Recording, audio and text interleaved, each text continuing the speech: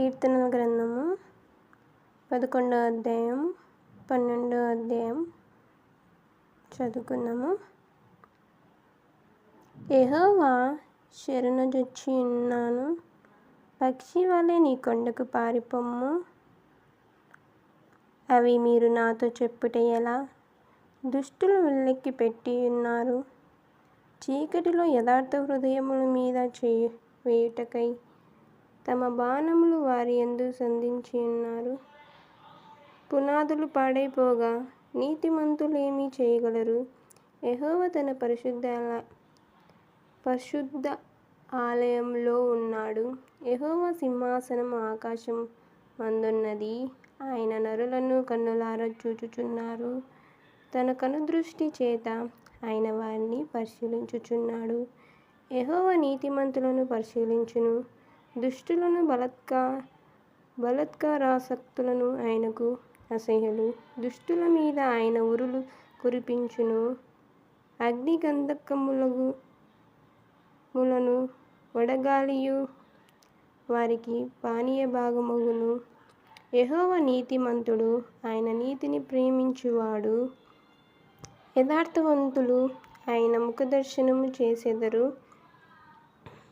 12వ అధ్యాయం. యెహోవా నన్ను రక్షింపుము, భక్తిగల వారు లేకపోయిరి, విశ్వాసులు నరులలో నుండకుండా గతించిపోయిరి. అందరూ ఒకరితోనొకరు అబద్ధములాడుదురు, మోసకరమైన మనసు గలవారై ఇచ్చుకుములాడు పెదవులతో పలుకుదురు.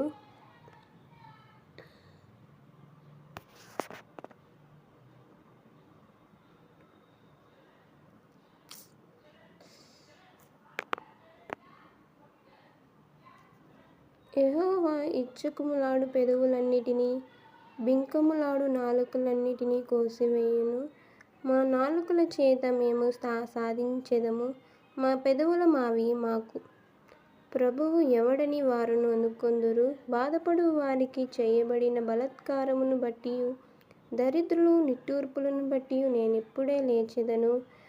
రక్షణను కోరుకొను వారికి నేను రక్షణ కలుగజేసెదను అని యెహోవా సెలవిచ్చుచున్నాడు. యెహోవా మాటలు పవిత్రమైనవి, అవి మట్టి మూసలో 7 మార్లు కరిగి ఊదిన వెండి అంత పవిత్రములు.